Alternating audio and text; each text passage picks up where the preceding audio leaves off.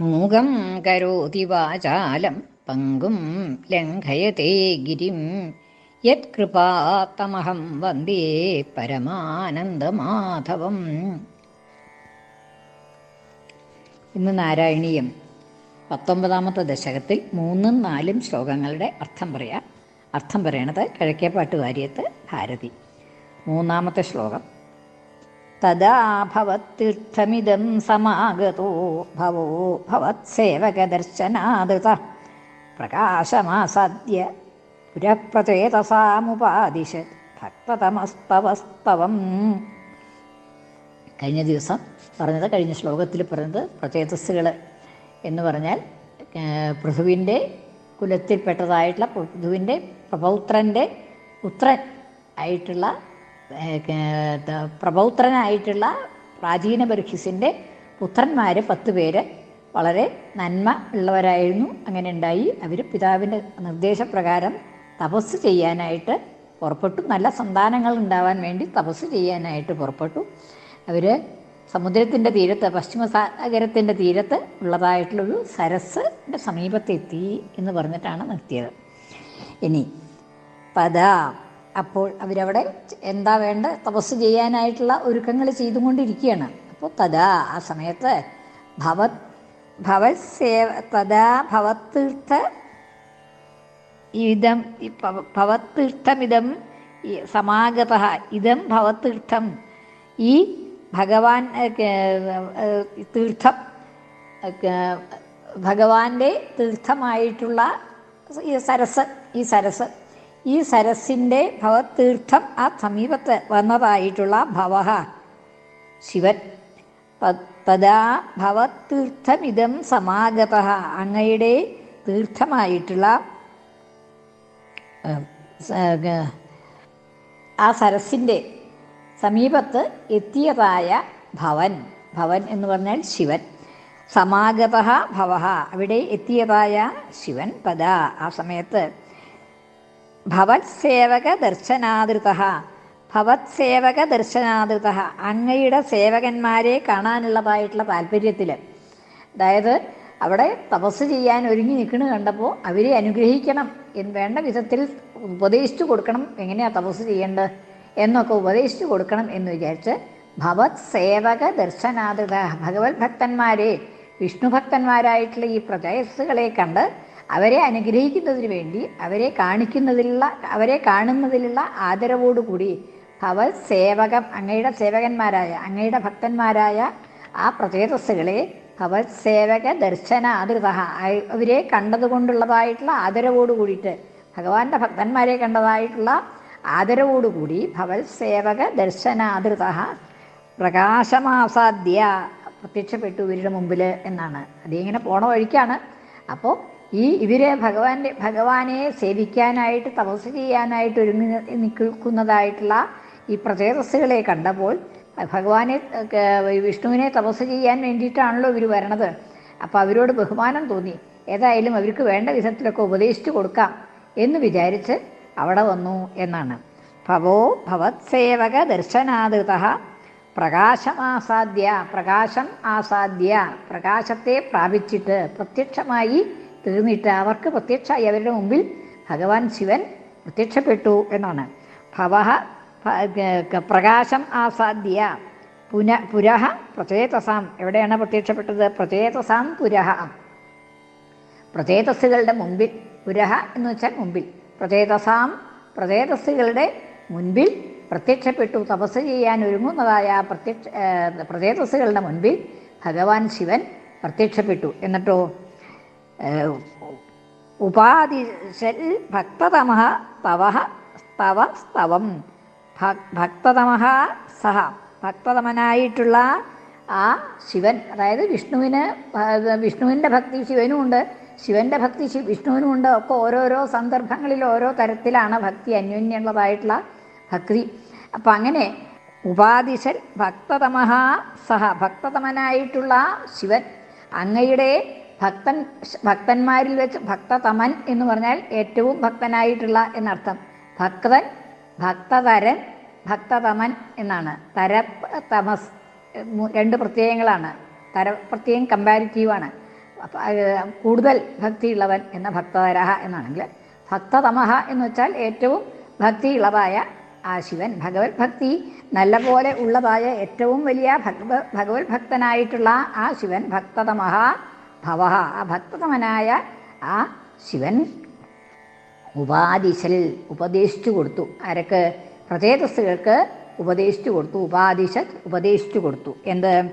തവ സ്തവം, അങ്ങയെ പൂജിക്കാൻ വേണ്ടതായ സ്തോത്രം എന്താണ്, ആ മന്ത്രം അതങ്ങോട്ട് ഉപദേശിച്ചു കൊടുത്തു എന്നാണ്. അങ്ങയെ എന്ത് മന്ത്രം ജപിച്ചിട്ടാണ്? സ്തവം എന്ന് വെച്ചാൽ സ്തോത്രം എന്നുള്ള അർത്ഥമാണ്. സ്തോത്രം എന്ന് പറഞ്ഞാൽ ഇവിടെ മന്ത്രരൂപമായിട്ടുള്ള എങ്ങനെയാണ് ഭഗവാനെ ഭജിക്കേണ്ടത് എന്നുള്ളതായ ആ സ്തോത്രരൂപത്തിലുള്ളതായ മന്ത്രം പ്രചേതസ്സുകൾക്ക് ഉപദേശിച്ചു കൊടുത്തു എന്നാണ്.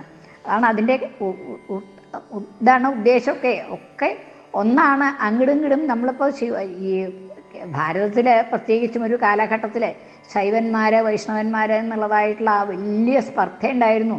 ആ സ്പർദ്ധയുടെ ഒന്നും ആവശ്യമില്ല. ഇതൊക്കെ ഒരേ ശക്തിയുടെ 3 ഭാഗങ്ങളാണ്, 3 ഭാവങ്ങളാണ് ബ്രഹ്മാവ്, വിഷ്ണു, മഹേശ്വരൻ എന്നുള്ളത്. അത് വളരെ വ്യക്തമാക്കുകയാണ്.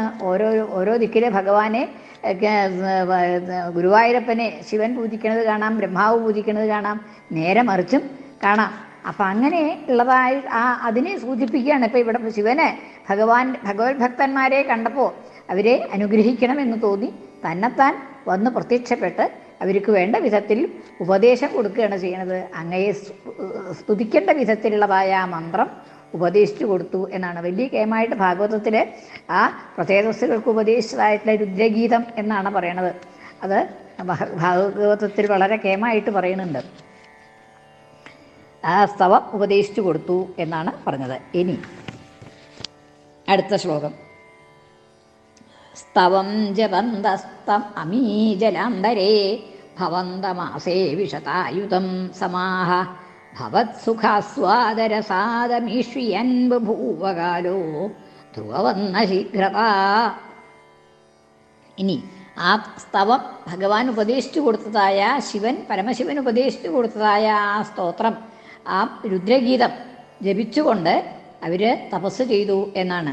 സ്തവം ജപന്ത, ആ സ്തവം ജപിച്ചുകൊണ്ട്, ആ സ്തോത്രം ജപിച്ചുകൊണ്ട്, രുദ്രഗീതം ജപിച്ചുകൊണ്ട്, രുദ്രൻ കൊടുത്തതായിട്ടുള്ള ഗീതം, അതാണ് രുദ്രഗീതം എന്നതിൻ്റെ പേര് പറയാൻ കാരണം. സ്തവം ജപന്ത, ആ സ്തോത്രം ജപിച്ചുകൊണ്ട്, ജപന്ത ജപിക്കുന്നവരായിട്ട്, തം ആ സ്തവത്തെ, തം എന്നുള്ളത് ആ എന്നുള്ള അർത്ഥത്തിലാണ്. തം സ്തോത്രം സ്തവം ജപന്ത, ആ സ്തവത്തെ ജപിക്കുന്നവരായിട്ട്, അമീ ഇവർ, അമി അസൗ അമു അമി എന്ന് അത് ശബ്ദം എന്ന് പറയും.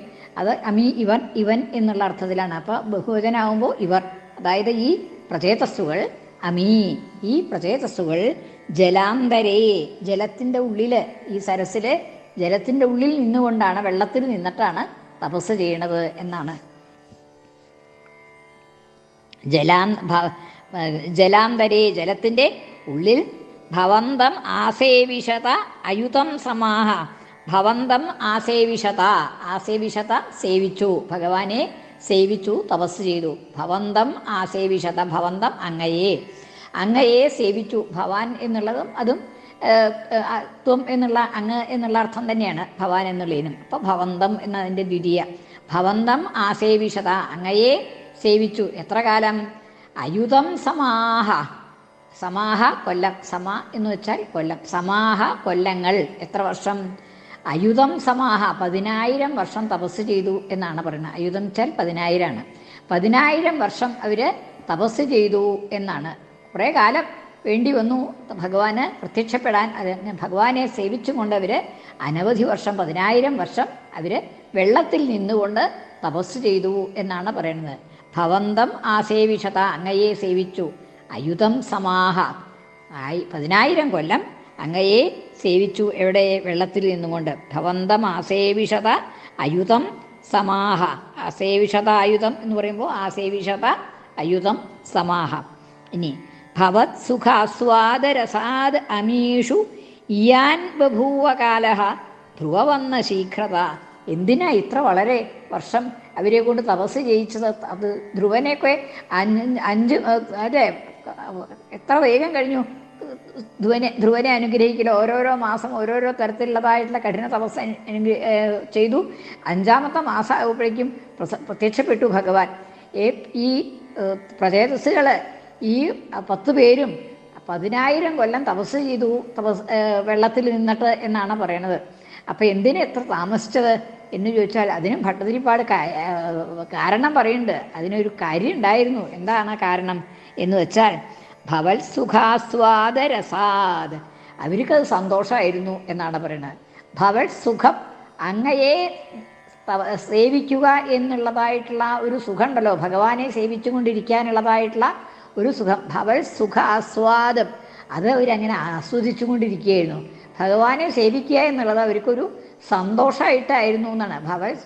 ഭവൽ സുഖ ആസ്വാദ രസാദ്, അതിൻ്റെ ആസ്വാദമാകുന്ന രസം അതിങ്ങനെ അനുഭവിച്ചത് കൊണ്ട് ഭവൽ സുഖ ആസ്വാദ രസാദ്, അത് ആസ്വദിക്കുന്നതിലുള്ളതായ ആ രസം കൊണ്ട് അമീഷു ഇയാൻ ബഭൂവകാലഹ, അമീഷു ഇവർക്ക്, അതായത് ഈ പ്രത്യേകസുകൾക്ക് ഇയാൻ കാലഹ ബഭൂവ, ഇയാൻ ഇത്രത്തോളം, ഇയാൻ കാലഹ ബഭൂവ ഇത്രത്തോളം കാലം ഉണ്ടായി. അതായത് അവർ ഭഗവാനെ സേവിക്കുന്നതിലുള്ളതായ ആ രസം അനുഭവിച്ചുകൊണ്ട് വേറെ ഒന്നും അവർക്ക് ചിന്തയില്ല, ഭഗവാന്റെ ചിന്ത മാത്രമേ ഉള്ളൂ. അപ്പം അങ്ങനെ ആ രസം അനുഭവിച്ചുകൊണ്ട്, ആ സുഖമായിട്ട് ആനന്ദം അനുഭവിച്ചുകൊണ്ട് അവരങ്ങനെ തപസ് ചെയ്തു. അപ്പോൾ ആ ആനന്ദം അനുഭവിക്കണതിൽ നിന്ന് അവരെ മാറ്റണ്ട എന്ന് വിചാരിച്ചിട്ടാണ് വേറെ ലൗകിക കാര്യങ്ങളിലേക്കൊക്കെ തപസ് ഇതായിട്ട് കുട്ടികളുണ്ടാവാൻ വേണ്ടിയിട്ടാണ് തപസ് ചെയ്യുന്നത്. അപ്പം ഇനി ലൗകിക കാര്യങ്ങളിലേക്ക് കൂടുതൽ ശ്രദ്ധിക്കേണ്ട, ഇവർ ഈ സുഖം അനുഭവിക്കട്ടെ നല്ലോണം എന്ന് ഭഗവാൻ നിശ്ചയിച്ചിട്ടുണ്ടാവണം എന്നാണ്. ആ ഭഗവാന്റെ ആ സുഖം അനുഭവിക്കുക എന്നുള്ളതായ ആ രസം അനുഭവിച്ചത് കൊണ്ട് അവർക്ക് ഇയാൻ കാലഹ ബഭൂവ, ഇത്രത്തോളം കാലം വേണ്ടി വന്നു.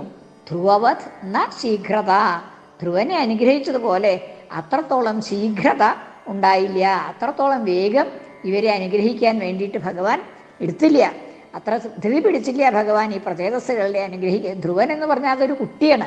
അപ്പോൾ ആ കുട്ടിക്ക് ആ തപസ്സിൻ്റെ ക്ലേശം ഉണ്ടാവും, സന്തോഷമൊക്കെ ഉണ്ടെന്ന് വെച്ചാലും ആ ക്ലേശങ്ങൾ, അത്യധികമായിട്ടുള്ള ക്ലേശം അനുഭവിച്ചുകൊണ്ടാണ്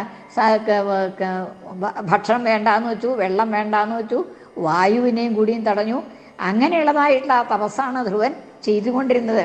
ഇവർ വെള്ളത്തിൽ നിന്നിട്ടാണ് തപസ് ചെയ്യണത് എന്ന് വെച്ചാലും അവർക്ക് ഭഗവാന്റെ ആ രസം അനുഭവിക്കുകയായിരുന്നു. ഭഗവാനെ ദർശിച്ചുകൊണ്ടുള്ളതായ ആ സുഖം ഉള്ളിൽ ആത്മാവിൽ തന്നെ ഭഗവാനെ കണ്ടുകൊണ്ടുള്ളതായ രസം അനുഭവിക്കുന്നത് കൊണ്ട് ആ രസം അനുഭവിച്ചുകൊണ്ട് അവർ അയുധം സമാഹ 10,000 കൊല്ലം കഴിച്ചുകൂട്ടി. ധ്രുവനെ പോലെ അത്രത്തോളം ശീഘ്രത ഉണ്ടായില്ല അവരെ അനുഗ്രഹിക്കാൻ എന്ന് പറയുകയാണ് ഭട്ടതിരിപ്പാട്. ബഭൂവ കാലോ ധ്രുവവന്ന ശീഘ്രത, അത്രത്തോളം കാലം വേണ്ടി വന്നു. ശീഘ്രത, ധ്രുവനെ പോലെ ശീഘ്രത ഉണ്ടായില്ല, അത്രത്തോളം വേഗം സന്തോഷിച്ചില്ല, പ്രസാദിച്ചില്ല, പ്രത്യക്ഷമായില്ല ഭഗവാൻ എന്ന് പറയാണ്. ശ്ലോകം ഒന്നുകൂടി ചൊല്ലാം. തദാ ഭവത്തീർത്ഥമിദം സമാഗതോ ഭവോ ഭവത്സേവകദർശനാദൃത പ്രകാശമാസാദ്യ പുരഃപ്രചേതസാമുപാദിശത് ഭക്തതമസ്തവസ്തവം ഭക്തതമഃ തവ സ്തവം ഉപാദിശത് എന്ന്. കൃഷ്ണാർപ്പണം. മലയാള പരിഭാഷ. ഭവാന്റെ ഭക്തൻ ശിവനിക്കുളക്കരൽ ഭവാന്റെ ഈ ഭക്തരെ വന്നു കാണുവാൻ അവർക്കു നൽകി ഉപദേശമീശനും ഭവൽ പ്രസാദത്തിനു രുദ്രഗീതവും. സ്തവം ജപന്തസ്തം അമീ ജലാന്തരേ ഭവന്തമാസേ വിശതായുധം സമാഹ ഭവത്സുഖാസ്വാദരസാദമീഷ്വിയൻ ബഭൂവകാലോ ധ്രുവവന്ന ശീഘ്രത. കൃഷ്ണാർപ്പണം. മലയാള പരിഭാഷ. വർഷായുധം നിന്നെ ഭജിച്ചു ഭക്തരാജലത്തിനുള്ളിൽ തപമായിരുന്നു പോൽ മനസ്സു നിൻ രൂപമതിൽ രമിക്കയൽ ധ്രുവന്റെ പോലല്ല പതുക്കയായി ഫലം. സർവത്ര ഗോവിന്ദനാമ സങ്കീർത്തനം. ഗോവിന്ദ ഗോവിന്ദ.